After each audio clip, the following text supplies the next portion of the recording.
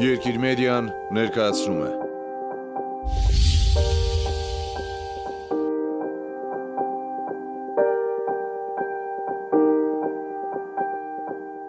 Աստղազարդ երկնքի մասին շատ է նկարագրվում երգերում ու բանաստեղծություններում,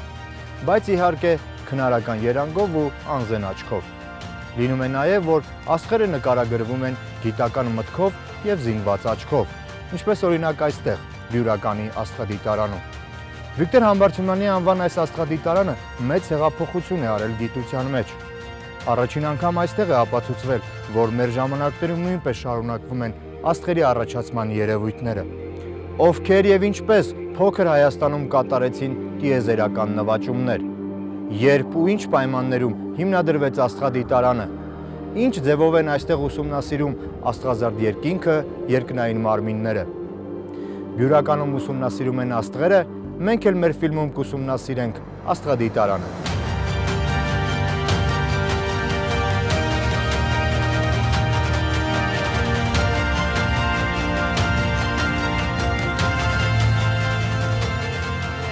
Հնուց ի վեր մարդիկ ձգտել են պարզել երկնքի գաղտնիքները, հատկապես գիշերային երկինքը միշտ թվացել է հեքիաթային ու հանելուկային։ Մեծ ու փոքր, հեռու մոտիկ աստղերը դարձել են առասպելների, երազանքների ու երևակայության աղբյուր։ Երկար ժամանակ երկինքը մարդու համար մնաց տեսանելի, բայց անհասանելի, մինչև որ ի հայտ եկավ աստղագիտությունը, այդպես կոչվեց աստղերը, մոլորակները, գալակտիկաները և մյուս երկնային մարմինները ուսումնասիրող գիտությունը։ Իդեպ, աստղագիտությունը սերտորեն կապված է մաթեմատիկայի, ֆիզիկայի ու մեխանիկայի հետ։ Հեռավոր անցյալում հայերը զբաղվել են աստղագիտությամբ։ Սյունիքում հայտնաբերված նախապատմական կառույցի մնացորդները, կլոր անցքերով քարերը, վկայում են, որ ավելի քան 7500 տարի առաջ այդտեղ գործել է Քարահունջի աստղադիտարանը։ Աստղագիտությունը Հայաստանում որպես գիտություն ձևավորվել է 7-րդ դարում Անանյա Շիրակացու տիեզերագիտական ու տոմարագիտական աշխատություններով։ Միջնադարում արդեն Գլաձորի, Տաթևի ու վանական այլ բարձրագույն դպրոցներում դասավանդում էին տիեզերագիտություն և տոմարագիտություն։ Բյուրականի աստղադիտարանը պահպանում է իր դեմքը, սա շատ կարևոր է, որովհետև շատ աստղադիտարաններ վերցնում ուսումնասիրում են պատրաստի արդեն հայտնաբերված օբյեկտները։ Մեր աստղադիտարանը հայտնի է նոր հայտնաբերած օբյեկտներով, այդ քանակով տասնյակ հազար տիեզերական օբյեկտներ այստեղ են հայտնաբերվել։ Աստղադիտարանը ուրիշ կերպ կարող ենք անվանել տիեզերքի գաղտնիքները բացահայտող վայր։ Նմանատիպ մի վայր կա Հայաստանում, Արագած լեռան հարավային լանջին։ Դա Բյուրականի աստղադիտարանն է, Արևելյան Եվրոպայի ու Մերձավոր Արևելքի կարևորագույն աստղագիտական կենտրոններից մեկը։ Աստղադիտարանը հիմնադրվել է 1946 թվականին աշխարհահռչակ գիտնական Վիկտոր Համբարձումյանի ջանքերով։ Աստղադիտարանի ճարտարապետական համալիրը կազմված է 3 մասից՝ բնակելի ավանից, հիմնական շենքից և օժանդակ կառույցներից, որոնց մեջ մտնում են դիտաշտարակները, լաբորատոր շենքերը, ժողովասրահը և հյուրերի տունը։ Ճարտարապետը Սամվել Սաֆարյանն է, ով նաև նախագծել էր Գիտությունների ազգային ակադեմիայի շենքը։ Բյուրականի աստղադիտարան զբաղեցնում է 58 հեկտար տարածք, գտնվում է Երևանից 40 կիլոմետր դեպի հյուսիս, ունի ծովի մակարդակից 1405 մետր բարձրություն։ Բյուրականի աստղադիտարանը գործում է Գիտությունների ազգային ակադեմիայի կազմում և պատկանում է ցամաքային օպտիկական աստղադիտարանների տեսակին։ Լինում են նաև ինֆրակարմիր և ռադիոալիքներով աշխատող աստղադիտարաններ, իսկ երկիր մոլորակի ուղեծրում պտտվող արբանյակների վրա տեղադրվածները կոչվում են տիեզերական աստղադիտարաններ։ Սովորաբար աստղադիտարանները մեծամասամբ դրանք գիշերային դիտումների համար նախատեսված հաստատություններ են։ Ճիշտ է, աստղագիտության մեջ հիմա տարածված են նաև արեգակնային դիտարանները։ Արեգակնայինի դեպքում նրանք ցերեկն են դիտումները կատարում և հատուկ տեսակի դիտակներ կան։ Արեգակի լույսը շատ ավելի քանակությամբ մեծ է և բնականաբար պետք է հատուկ մեթոդներ կիրառել թուլացնելու համար, արտապատկերումով են դիտում, իսկ աստղերը հակառակը պետք է կուտակել։ Հեռավոր աստղերը, գալակտիկաները, նրանք շատ քիչ լույս են արձակում, մինչև երկիր քիչ է հասնում։ Դրա համար այսպիսի խոշոր դիտակներ են կառուցում, մեծ տրամաչափի հայելիներ կամ ոսպնյակներ են տեղադրում, որոնցից լույսը կուտակվում է, ֆոկուսանում է կիզակետում եւ այնուհետեւ մենք կարողանում ենք ուսումնասիրել տվյալ օբյեկտը։ Բյուրականի աստղադիտարանի պաշտոնական բացումը տեղի է ունեցել 1956 թվականին, բայց մինչև պաշտոնական բացումը առաջին դիտաշտարակների շինարարությանը զուգահեռ, բաց երկնքի տակ տեղադրվել են աստղադիտակներ եւ կատարվել առաջին դիտումները։ Մեկ տարի անց արդեն ստացվեցին աստղագիտական հետազոտությունների առաջին արդյունքները, որոնք համաշխարհային հռչակ ու հեղինակություն բերեցին Բյուրականի աստղադիտարանին։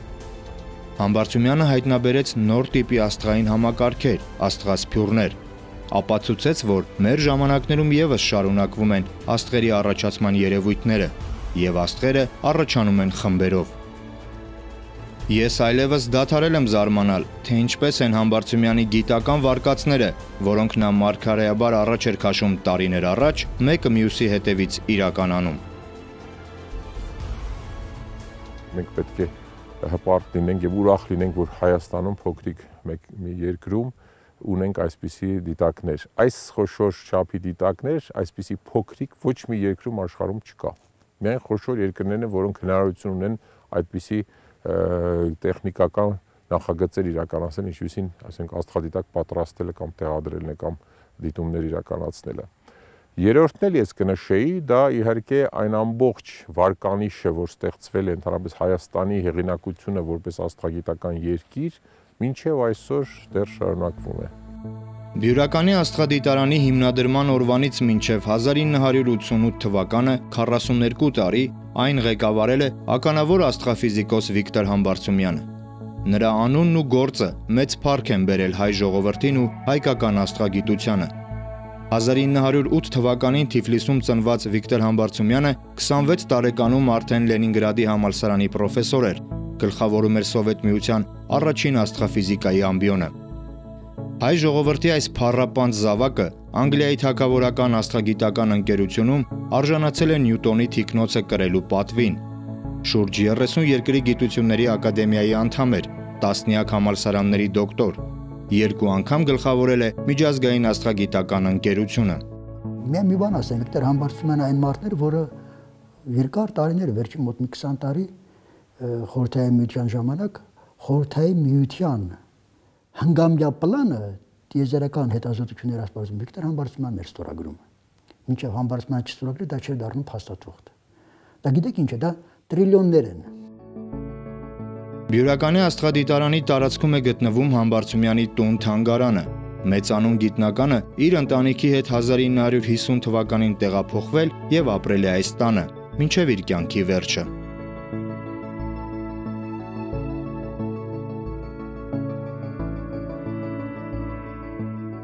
Տուն-թանգարանի բոլոր իրերը պահպանված են գրեթե նույն այն դասավորությամբ, ինչպես եղել է Համբարձումյանի կյանքի օրոք։ Սկզբում այստեղ ապրել են մեծ գերդաստանով իր ծնողներն են այստեղ ապրել ինչ-որ ժամանակ, ինքը իր զավակները կնոջ հետ, ինչ-որ ժամանակ իր քույրն էլ այստեղ եղել նույնիսկ։ Ամենավերջում այստեղ մնացել են միայն ինքն ու կինը, բնականաբար։ Ծնողները չկային արդեն, զավակները ամուսնացել գնացել են ամեն մեկը իրենց ճանապարհներով։ 1995-ին մահացավ իր կինը,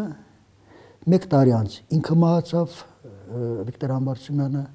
իր մայից 2 տարի հետո պաշտոնապես բացվեց այս թանգարանը։ Այսինքն շատ կարճ ժամանակ անց տունը դատարկ համարյա չի մնացել։ Թանգարանի նախասրահում դրված է Համբարձումյանների տոհմածառը, որտեղ աղյուսակի տեսքով տրված է նրանց գերդաստանի վերջին 300 տարվա պատմությունը։ Համբարձումյանների գերդաստանը սերում է Արևմտյան Հայաստանից, պատմական Ծաղկոտ ընկավառի Դիադին քաղաքից։ Վիկտոր Համբարձումյանը ծնվել է Համազասպ Համբարձումյանի եւ Հռիփսիմե Խախանյանցի ընտանիքում։ Քույրը Գոհար Համբարձումյանը դարձել է առաջին հայ կին մաթեմատիկոսը։ Հայրը Համազասպը եղել է բանաստեղծ, բայց ավելի հայտնի է դարձել իբրև թարգմանիչ։ Նա է առաջին անգամ արևելահայ աշխարհաբար թարգմանել հույն դասականների երկերը բնագրերից՝ Հոմերոս, Սոֆոկլես, Եվրիպիդես։ Ես հատուկ կառանձնացնեմ ննջարանում դրված Վիկտոր Համբարձումյանի թախտը, քնելու թախտը, հասարակ փայտյա թախտ, որ տաշել է Ուստահոնիկը բյուրականցի, ժամանակ Ասխայտանի հյուսնը նա է եղել, նա էլ տաշել է դա։ Այդ այն թախտն է, որի վրա իր ամբողջ բյուրականյան օրերին քնել է Վիկտոր Համբարձումյանը։ Շատ համեստ հասարակ որ նայողները ապշում են։ Ընդ որում գիտեք ինչն է այդ արտարոցը որ մարդ որը ունեցել է անսահմանափակ, տարածիորեն եմ ասում, անսահմանափակ օրինական հնարավորություններ, ոչ թե զավթած, կողոպտած, որը շատ ընդունելի է մեր հասարակության մեջ, այլ օրինական վաստակով ձեռք բերված հնարավորություններ անսահմանափակ եւ նախընտրել է չափազանց համեստ կարելի ասել ինձ աղքատիկ կենցաղ։ Դա իր ընտրությունն է, ոչ թե իր չունենալու արդյունք, այլ իր ընտրածն է։ Վիկտոր Համբարձումյանը միշտ նախընտրել է պարզ եւ չափազանց հասարակ կենցաղավարություն։ Չի սիրել շքեղություն եւ երբեք դա իրեն թույլ չի տվել։ Նրան ճանաչողները պատմում են, որ գիտության այդ հսկան, չափազանց համեստ անձնավորություն էր։ Նույնիսկ նկարագրում են այսպես. Համբարձումյանի համեստությունը սահման չուներ, նրա կողքին գտնվողները երբեմն իրենց ավելի Համբարձումյան էին զգում, քան հենց ինքը։ Ուսանելի բան է ըստ իս, հատկապես մեր երիտասարդ սերնդի համար է շատ ուսանելի, որ հասկանա, որ կյանքում արժեքները միայն նյութական ասպարեզում չեն։ Կան այլ ասպարեզի արժեքներ եւս, որոնց շատ մեծ մարդիկ հետամուտ են եղել։ Եվ այդ մարդիկ շատ մեծ հետք են թողել պատմության, մշակույթի, գիտության ամեն ինչի մեջ։ Մենք շատ բաներ, որ այսօր ունենք, պարտական ենք հենց այդ ձևի ապրած մարդկանց, մասնավորապես Վիկտոր Համբարձումյանին։ Վիկտոր Համբարձումյանի տուն-թանգարանում ցուցանմուշ իրերը 500-ից շատ են։ Կա 3000 կտոր գրականություն նրա անձնական գրադարանից։ Կա նաև բավական հարուստ արխիվային մաս։ Տարեկան ավելի քան 5000 այցելու է լինում Հայաստանից եւ արտերկրից։ Լատինամերիկացի հեղափոխական հանրահայտ Էրնեստո Չե Գևարայի պատկերով այս պղնձե պնակի հեղինակը վրացի հայտնի նկարիչ Զուրաբ Ծերեթելին է։ Վրացի գիտնականները սա նվիրել են Վիկտոր Համբարձումյանին, ասելով. Չե Գևարան հեղափոխություն էր անում երկրի վրա, դուք հեղափոխություն եք անում երկնքում։ Ամենահետաքրքիր դեպքերից մեկը, ասեմ ուրեմն ժամանակին, մոտարապես մի 5 տարի առաջ էր, այստեղ էր ամերիկյան բավական հայտնի մի աստղագետ Դանիել Վիդման, որ ժամանակին շատ բարձր պաշտոններ էր զբաղեցնում, NASA-ի ղեկավարներից մեկն էր եւ այլն։ Ու ժամանակին բախտ էր ունեցել Համբարձումյանի հետ շփվել, այսինքն անձնապես իմացել էր Համբարձումյանին։ Հենց հասանք այս ցուցափեղկի մոտ, ինձ գրկեց, սկսեց լաց լինել, ասեց դուք չեք պատկերացնում, թե ինչ ունեք։ Ամբողջ աշխարհում եղել եմ, այս տեսակ մարդու թանգարան ոչ մի տեղ չկա։ Ասեց դուք չգիտեք, թե ինչ ունեք։ Ասեց you cannot imagine what you have։ Ու սկսավ երեխայի պես հոնգուր լաց լինել, տարիքով մարդ էր, ինձանից մեծ տարիքով նույնիսկ։ Վիկտոր Համբարձումյանի տուն-թանգարանում ենք։ Բազմաթիվ արժեքավոր իրերի շարքում մեր ուշադրությունը գրավեց հատկապես մի բան, որը կարելի է ասել հատուկների մեջ առանձնահատուկ է։ Խոսքը ահա այս փոքրիկ այբենարանի մասին է։ Համբարձումյանի ավագ որդին եւ կրտսեր դուստրը ամուսնացել են ռուսների հետ եւ ապրում էին Մոսկվայում։ Երբ թոռները գալիս էին Հայաստան, Համբարձումյանը նրանց ահա այս գրքով հայերեն էր սովորեցնում, փորձելով թոռներին հետ պահել ռուսական միջավայրին ձուլվելու վտանգից։ Ահա Համբարձումյանի ձեռագիր կտակը, որտեղ գրված է. Մենք փոխանցում ենք սերունդներին ոչ թե արյուն, այլ գաղափարներ, եւ այդ գաղափարների մեջ ինձ համար ամենաթանկը հայոց լեզուն է։ Ամեն մեկը պետք է իր պարտքը համարի ուսումնասիրել հայոց լեզուն։ Գրագետ գրել հայերեն, անկախ նրանից ինչպիսի տոկոս է կազմում նրա մեջ հայկական արյունը։ Այդ տոկոսը ոչինչ չի նշանակում։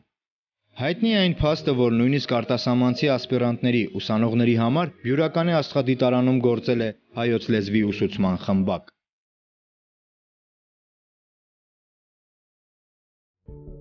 Մեծանուն աստղագետը խիզախում էր ոչ միայն գիտության ասպարեզում, այլ նաև ազգային հարցերում։ Հայոց ցեղասպանության 50-րդ տարելիցին նա միացել է հայ մտավորականության շարժմանը և մասնակցել 1965 թվականի հայտնի իրադարձություններին, որոնց արդյունքում կառուցվեց Ծիծեռնակաբերդի հուշահամալիրը։ Իսկ Արցախյան շարժման տարիներին Վիկտոր Համբարձումյանը առաջին իսկ օրերից միացավ իր ժողովրդի պայքարին։ 82-ամյա գիտնականը Մոսկվայում հացադուլ էր հայտարարել։ 9-րդ օրը արդեն ինքնազգացողությունը շատ էր վատացել, և միայն Վազգեն Վեհափառը կարողացավ համոզել նրան, որ դադարեցնի հացադուլը և վերադառնա Երևան։ Քանի որ Համբարձումյանը շատ էր սիրում կոնյակ, Երևանի կոնյակի գործարանը այդ ժամանակ նրա պատվին ստեղծում է ահա սա։ Իսկ Համբարձումյանի դիմանկարով այս գոբելենը տուն թանգարանին նվիրել է իրանահայ մի ընտանիք, մեծանուն գիտնականի 100-ամյակի կապակցությամբ։ Բյուրականի ամենամեծ աստղը, աստղագիտության մաեստրոն, վախճանվել է ահա այս սենյակում 1996 թվականի օգոստոսի 12-ին։ Սա Համբարձումյանի մահվան դիմակն է։ Նրա աճյունը հանգչում է Բյուրականի աստղադիտարանի տարածքում, Համբարձումյանների ընտանեկան գերեզմանատանը։ Նրա մահից ամիսներ առաջ մամուլը գրել էր. Սոցիալիստական աշխատանքի կրկնակի հերոսը, Գիտությունների ազգային ակադեմիայի նախագահը, գրեթե բոլոր արտասահմանյան ակադեմիաների անդամը ամսական $50 է ստանում։ Նստում է վառարանի մոտ, լույսը ստանում է ժամով, նա կապված է երկնքի հետ ու երկրից չի բողոքում։ Իր իմաստուն դարը ապրում է արժանապատվորեն, փորձելով հասկանալ այս տարօրինակ աշխարհը։ Գալիս է մի Հովանես Թումանյան եւ ազգը ժամանակների հերվում ճանաչում է իր նարեկացուն։ Գալիս է մի Մարտիրոս Սարյան եւ ազգը Ռոսլին ու նկարչություն է հիշում։ Մի Վիկտոր Համբարձումյան է գալիս եւ մեր հայացքները երկինք են դառնում։ Ու մահկանացուի մեր խեղճուկրակ խրճիթում, որ մեր միտքն ու մարմինն է, մենք ժամանակներն ու տարածություններն ենք բացում։ Համբարձումյանի ծննդյան օրը, սեպտեմբերի 18-ը, Հայաստանի Հանրապետության կառավարությունը հռչակել է աստղաֆիզիկայի օր։ Բյուրականի աստղադիտարանը 1998 թվականից կոչվում է նրա անունով։ Իսկ Ղրիմի աստղադիտարանի կողմից հայտնաբերված փոքր մոլորակը գիտնականի պատվին անվանակոչվել է Համբարձումյան։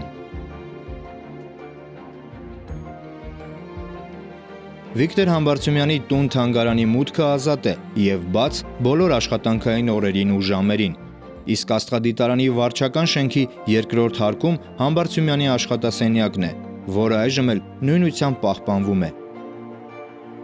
Գրասեղան, հեռախոսներ, Սովետական միությունում Համբարձումյանի հեղինակությունը եւ ազդեցության կշիռը պատկերացնելու համար բավական է իմանալ, որ այս հեռախոսակապերից մեկը նրան ուղիղ միացնում էր Կրեմլի հետ։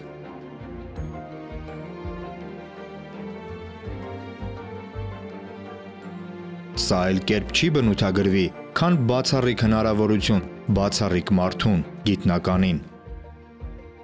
Հայտնի աստղագետը այստեղ հյուր է ընդունել հայ ազգի նշանավոր զավակների, ինչպիսիք են օրինակ արձակագիր Վիլյամ Սարոյանը, գեղանկարիչ Մարտիրոս Սարյանը։ Բյուրականի աստղադիտարանում ամեն տարի կազմակերպվում են մի քանի գիտաժողովներ, սեմինարներ, քննարկումներ, որոնց շրջանակներում այցելում են տարեկան 100-ից 120 գիտնականներ աշխարհի տարբեր երկրներից։ Գործունեության ավելի քան 70 տարվա ընթացքում Բյուրականի աստղադիտարանը Հայաստանի համար ստեղծել է աստղագիտական երկրի վարկանիշ։ Հայկական աստղագիտությունը մրցակից է դարձել արևմտյան աստղագիտությանը։ Այս դեպքում հայկականն ու եվրոպականը հավասարվում կամ համեմատվում են ոչ թե տեխնիկական կամ ֆինանսական միջոցներով, այլ տիեզերական խնդիրների լուծումներով ու գիտական արժեքներով։ Բյուրականի աստղադիտարանում մինչև 90-ականների սկիզբը աստղադիտումների արդյունքները գրանցում էին ֆոտոթիթեղների վրա, դեռ չկային համակարգիչներ եւ թվային գրանցիչներ։ Այդ ֆոտոթիթեղներից մեկն է, ինքը դնվում է դիտակի մեջ, այսինքն դիմացի մասը, նյութը որ կա տիեզերքից եկող լույսն է, ճառագայթումներն է, հավաքվում էր ֆոտոթիթեղի վրա, գրանցվում էր, կուտակվում էր եւ ապա հետագայում ինքը բանանելով, հայտածելով ստացվում էր պատկեր։ Եթե մենք իրան նայենք, ինչ-որ փոքր գալակտիկաներ կամ աստղեր է երևում, կախված թե ինչ են նկարել։ Այս թիթեղները հիմնականում ներմուծվել են Բրիտանիայից ու Գերմանիայից։ Ժամանակին դրանց ձեռքբերումը շատ դժվար ու շատ թանկ հաճույք է եղել։ Տասնամյակների ընթացքում ձևավորվել է թիթեղների հարուստ արխիվ։ Բյուրականի աստղադիտարանում այժմ կա մոտ 37,000 այսպիսի թիթեղ, որոնց պարունակությունը հիմա թվայնացվում է։ Սա այդ թվայնացնող սկաներն է, ինքը հատուկ սկաներ է, որ հենց հատուկ ստեղծված է թիթեղների թվայնացման համար, ինքը աստղագիտական հատուկ սկաներ է։ Ունի շատ բարձր լուծող ուժ եւ ինքը երկկողմանի է, որպեսզի քանի որ թիթեղը ինքը թափանցիկ է, այսինքն երկու կողմանից է լույս անկնում, որ այդ հավասարաչափ այդ իր սևացումները կարող են գրանցել։ Ու process-ի ընթացքում մենք թիթեղը դնում ենք սկաների մեջ։ Ապա աշխատացնելով ծրագիրը կատարում ենք թիթեղի սկանավորումը։ Ծրագիրը ինքը ավտոմատ այնպես է միացված ինքը սկաների ծրագիրը ավտոմատ միացված մեկ ուրիշ ծրագրի, որ արդեն առանձին է գրվել։ Այդ ծրագիրը թույլ է տալիս, որ սովորական սկաներով որ կատարենք, ոչ թե ինքը որպես նկար, ինչ որ JPEG նկարի, այլ հատուկ այն ֆորմատով նկարի,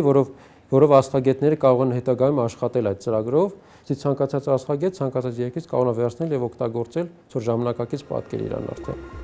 Ամեն թիթեղի սկանավորումը տևում է 2-ից 3 րոպե։ Թիթեղներին հիմա արդեն փոխարինում են թվային ընդունիչները, որոնք կոչվում են CCD դետեկտորներ։ Դրանք արդեն աշխատում են էլեկտրոնային սիստեմով եւ համարվում են ժամանակակից տեխնոլոգիա։ Արդեն թիթեղի պատկերն է, որ ստացվել է արդեն սկանավորումից հետո։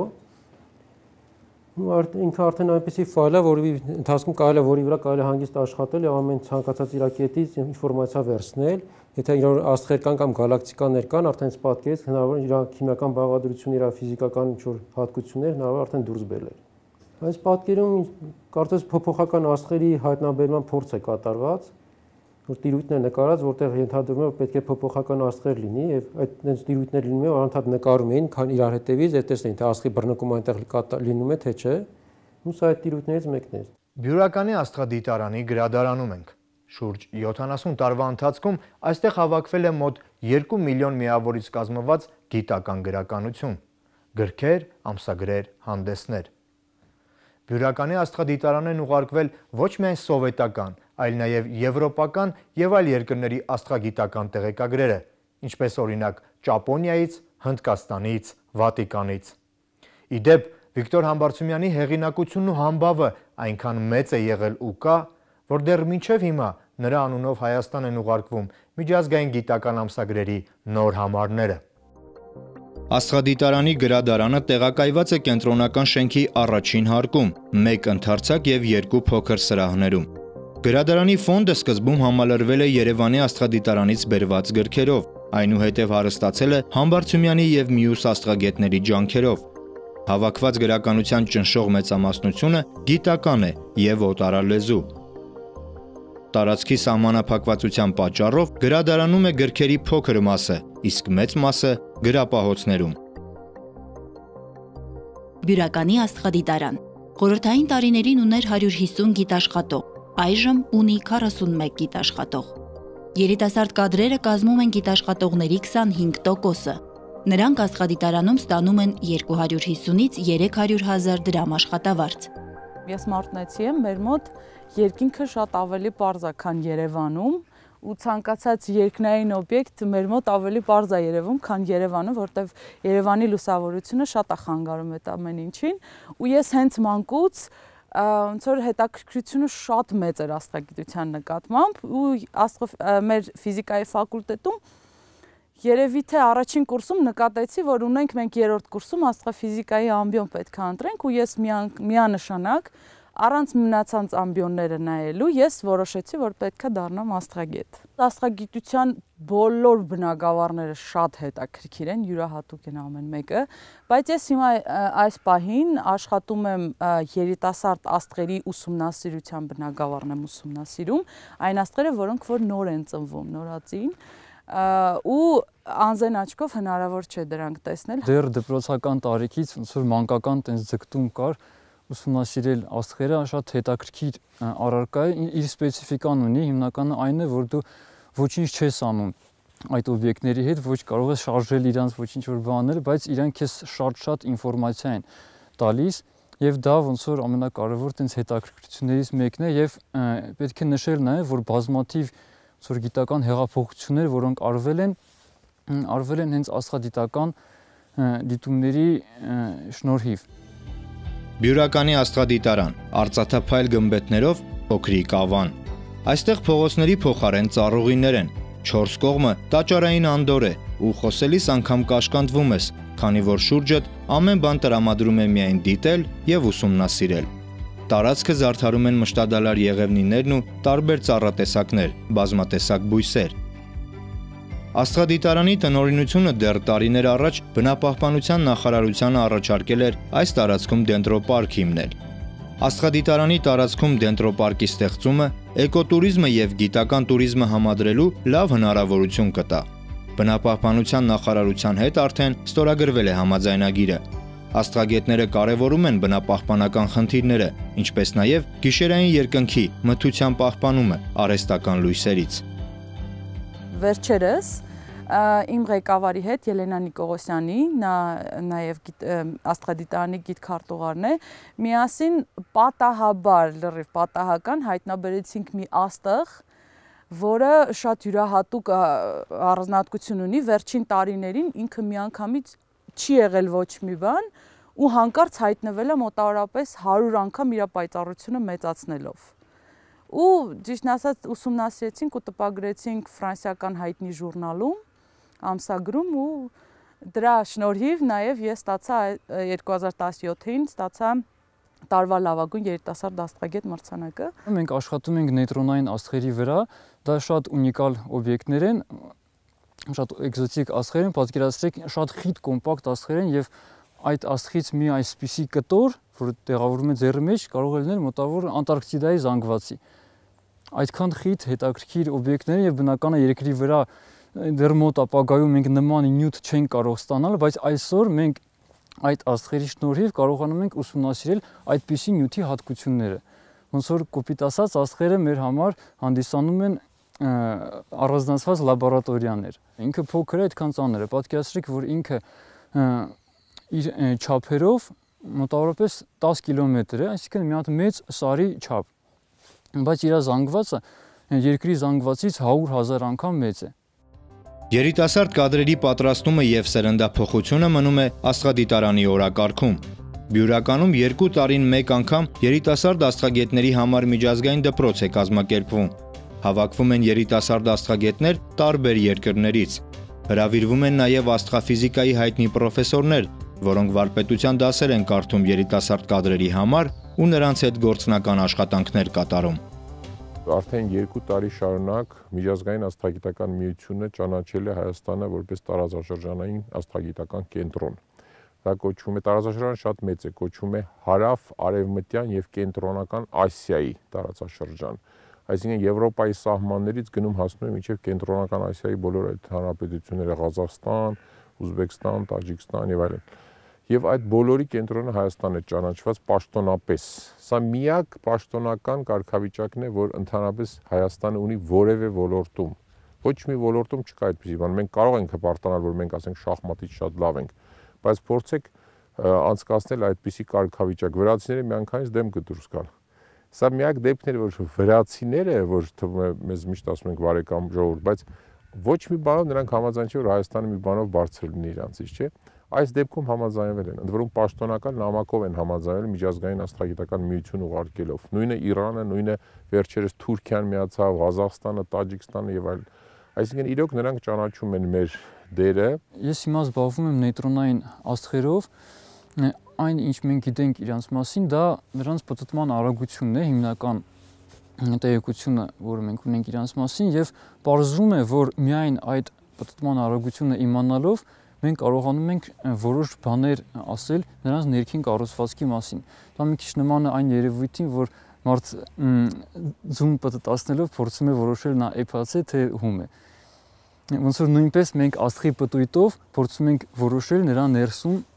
նյութը ինչ վիճակում է գտնվում։ Ամենամոտ աստղը դա Արեգակն է ու ներկապահին նա ունի 4.5 միլիարդ տարի, տարեկան է մեր աստղը ու համարվում է ծեր թզուկ աստղ մեր Արեգակը։ Ինքը իր տեսակի մեջ շատ փոքր է, մնացած համեմատած մյուս աստղերին շատ փոքր է ու երևի թե այդքան էլ կապրի։ Իսկ երիտասարդ աստղ համարվում են այն աստղերը, որոնք մոտավորապես ունեն 6 միլիոն տարիք ունեն կամ ավելի փոքր։ Բյուրականի աստղադիտարանում կա 7 աստղադիտակ, որոնցից հիմա գործում է 3-ը։ Ամենամեծ աստղադիտակը 2.6 մետր տրամագծով, Շմիդտի աստղադիտակը 1 մետր տրամագծով, փոքր աստղադիտակը 0.5 մետր տրամագծով։ Այժմ աշխարհում գործում է մոտ 500 աստղադիտարան։ Այն ինչ հիմա տեսնում եք, Բյուրականի ամենամեծ աստղադիտակն է, որը կառուցվել է ավելի քան 40 տարի առաջ։ Այդ ժամանակ մեր այս դիտակը աշխարհում իր մեծությամբ 7-րդն էր, իսկ հիմա արդեն 50-րդ տեղում է, քանի որ կառուցվել են ավելի մեծ տրամագծով բազմաթիվ աստղադիտակներ։ Այդուհանդերձ, լինելով եվրոպական, ասիական ու աֆրիկյան տարածաշրջանների խոշոր աստղադիտակներից մեկը,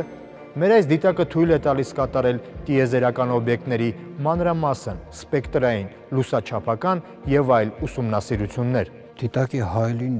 ուրեմն 206 մետր տրամագիծ ունի, պատրաստվել է ժամանակին Լենինգրադի օպտիկա-մեխանիկական միավորում, այնուհետև տեղափոխվել է Հայաստան եւ տեղադրվել է դիտակի վրա, մեխանիկական մասը հավաքվել է մեր բյուրականի օպտիկա-մեխանիկական լաբորատորիայի կողմից եւ այն ժամանակ դա գնահատվել է 3.5 միլիոն ռուբլի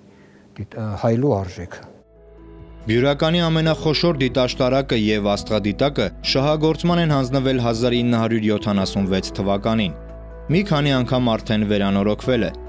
Աստղադիտակի հայելին պատված է ալյումինի բարակ շերտով։ Այդ շերտը ժամանակի ընթացքում քայքայվում է եւ առնվազն 5 տարին մեկ անգամ հարկավոր է լինում ալյումինապատել։ Այս խոշոր աստղադիտակը տարեկան պահանջում է մինչև 20 միլիոն դրամի ծախս, սարքերի արդիականացում, ընթացիկ սպասարկում եւ այլն։ Գնանք ներս ու տեսնենք, թե ինչպես է աշխատում դիտակը, ինչպես են մասնագետները իրականացնում գիշերային երկնքի դիտումներ։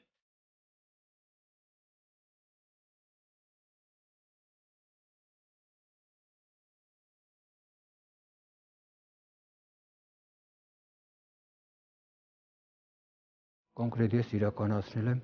մեծ թվով դիտողական ծրագրեր եւ կարելի ասել շատ հետաքրքիր դիտողական ծրագրեր։ Իմ հետազոտության օբյեկտներն են մեր գալակտիկայի հարթությունից դուրս բավականին մեծ հեռավորության վրա, ինչպես աստղագետներն են ասում, գալակտիկայի հալոյում հատուկ արդեն էվոլյուցիա ապրած աստղերի ուսումնասիրություն, որոնք այսպես կոչվում են ածխածնային աստղեր, ես հիմնականում զբաղվում եմ նրանց սպեկտրալ ուսումնասիրությամբ, այդ օբյեկտների ուսումնասիրությամբ եւ այնպես է ստացվել, որ կոնկրետ մեր ծրագրերի իրականացման ժամանակահատվածում շատ հետաքրքիր այլ հայտնագործություն է կատարվել, այդպես պարբերաբար լինում են։ Օրինակ, ես հատկապես կնշեի 2008 թվականը, պարզվեց, որ մենք մեր օբյեկտի սպեկտրը ստանալու հետ միաժամանակ պարզապես հայտնաբերել ենք շատ մոտ Սեյֆերտյան բնույթի գալակտիկա, որի մասին ինֆորմացիա մինչև այդ ժամանակ չկար։ Այս դիտակի վրա հիմա իրականացնում են տարբեր տեսակի դիտողական ծրագրեր, սպեկտրային դիտումներ, եռաչափ դիտումներ եւ այլն։ Աստղադիտակի աշխատանքները ղեկավարում է պատասխանատու աստղագետը, ահա այս կառավարման սրահից, որտեղ պահպանված է դիտակի կառավարման հին վահանակը։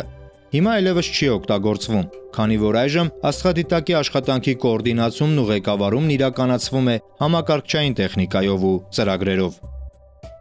Եվ այսպես, հիմա տեսնենք, թե ինչպես է աշխատում բյուրականի ամենամեծ դիտակը։ Գործընթացը կազմված է մի քանի փուլից։ Առաջին հերթին բացվում է դիտաշտարակի գմբեթը, որպեսզի դիտակը նայի երկնքին։ Այնուհետև դիտակը աշխատանքային վիճակի է բերվում, պտտվելով եւ դիրքավորվելով ըստ համապատասխան հրահանգների։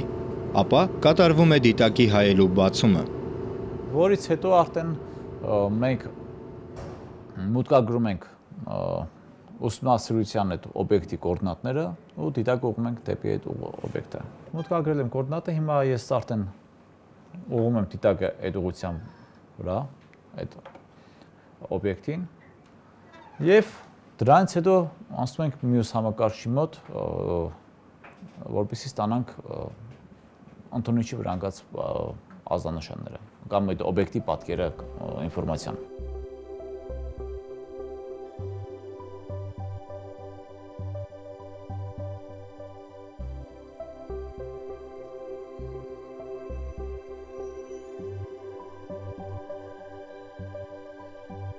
Երևացող պատկերները այստեղ տեսնում ենք գալակտիկայի աստղեր կան դաշտում, տարբեր օբյեկտներ։ Մեզ կոնկրետ այս պահին հետաքրքրում է այս մի օբյեկտը, որը պետք է ուսումնասիրել ըստ մեր աստղագետի, ով դիմել է այս ծրագիրը ստացել։ Տվյալ դեպքում տրված է 20 րոպեանոց էքսպոզիցիա եւ ստացել ենք նմանատիպ պատկեր։ Սա արդեն իր սպեկտրն է։ Այս օբյեկտից սպեկտրն է։ հայտնաբերել եմ մեծ քանակությամբ շատ հեռու գալակտիկահարույց ածխածնային աստղեր։ Հիմա այդ բոլոր օբյեկտների ուսումնասիրությունը, մանրամասն ուսումնասիրությունը շարունակվում է, ավելին հիմա նման բնույթի օբյեկտներ ես որոնում եմ ժամանակակից տիեզերական պրոյեկտներից ստացած արդյունքների հիման վրա։ Վրաստանում Աբաստումանի աստղադիտարանն է, իդեպ մեր հայկական Ջավախքում է գտնվում, Ախալցխայից ոչ շատ հեռու, Բորժոմի մոտերքն է։ Ադրբեջանում հարավ-արևմուտքում է Շեմախի աստղադիտարանն է։ Իրենց դիտակները իհարկե զիջում են մեր դիտակներին, նվաճումներով առավել զիջում են, այդքան հայտնի չեն եղել։ Ավելին ասեմ, Համբարձումյանը օգնում էր այդ 3, այսինքն Հայաստանից բացի եւս 2 այդ երկրների աստղագետներին, աստղադիտարներին, նրանցից շատ-շատերը հենց այստեղ են պաշտպանել իրենց տեխնացուական եւ դոկտորական թեզերը եւ այստեղ են աճել այդ կադրերը։ Բյուրականի աստղադիտակների մեջ հետաքրքիր կենսագրություն ունի հատկապես այս մեկը, որը հայտնի է Շմիդտի աստղադիտակ անունով։ 2 տարի է ինչ վերսկսել է իր աշխատանքները։ Սա երկրորդ մեծ դիտակն է Բյուրականի։ Այս դիտակը սկսվել է պատրաստվել Երկրորդ համաշխարհային պատերազմից առաջ Գերմանիայում։ Հիտլերը որոշել էր այն նվիրել Մուսոլինիին, բայց պատերազմից հետո կիսատ վիճակում գտնվող աստղադիտակը տեղափոխվել է Լենինգրադ։ Այնուհետև Վիկտոր Համբարձումյանի ջանքերով բերվել է Բյուրական։ Այս դիտակի շնորհիվ շատ հայտնագործություններ են արվել։ Ականավոր աստղագետ Բենյամին Մարգարյանը, բանաստեղծուհի Մարո Մարգարյանի եղբայրը, այս դիտակի վրա իրականացրել է 20-րդ դարի ամենահայտնի դիտողական ծրագրերից մեկը, կատարել է երկնքի խոշորամասշտաբ դիտում, որի արդյունքը ճանաչվել է ՅՈՒՆԵՍԿՕ-ի փաստագրական արժեք։ Շատ քիչերը երևի գիտեն, բայց Հայաստանի արժեքներից մեկը դա հենց մեր աստղագիտական սպեկտրալ շրջահայությունն է, երկնքի խոշորամասշտաբ այդպիսի դիտումներ են, մենք կոչում ենք շրջահայություն, որի այդ արխիվը միջև հիմա մենք պահում ենք սրբորեն եւ դա թվայնացվել է եւ արդեն միջազգային տվյալների բազաներում դրված է։ Խորհրդային միության փլուզումից հետո 1991 թվականին Բյուրականի բոլոր աստղադիտակների աշխատանքները դադարեցվեցին եւ այդպես 5 տարի։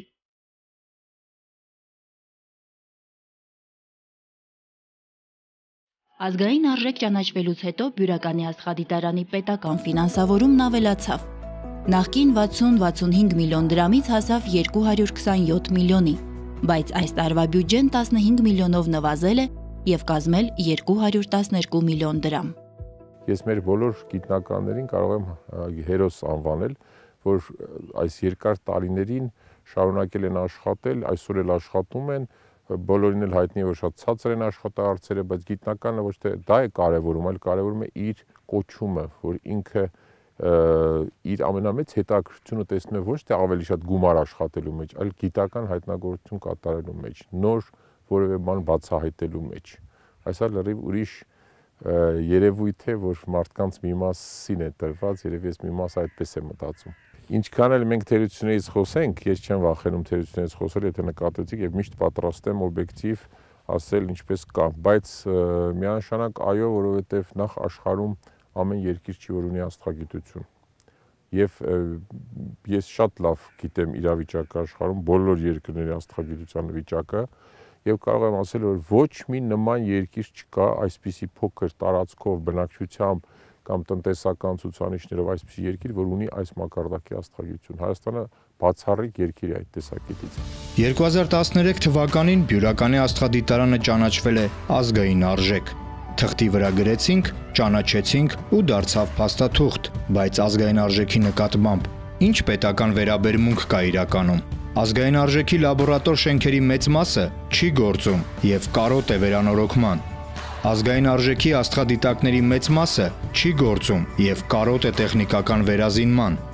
Եվ վերջապես, ազգային արժեքը մեծ մասամբ չկա պաշտոնական երթուղիներում եւ տուրիստական ընկերությունների հիմնական ուղղություններում։ Ներառված չէ այցելություն Բյուրականի աստղադիտարան եւ ծանոթություն ազգային արժեքին։ Բյուրականի աստղադիտարանը ազգային արժեք է, իսկ հիմնադիրը Վիկտոր Համբարձումյանը ազգային հերոս։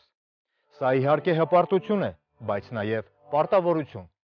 Համբարձումյանը եւ իր թիմը Գիտությունը զարգացնելու նպատակով 3 վիթխարի ներդրում կատարեցին այսօրվա Հայաստանի համար։ Լինելով այս փառավոր ժառանգության տերը, մենք էլ պարտավոր ենք այսօր արժեքավոր ներդրում կատարել վաղվա Հայաստանի համար։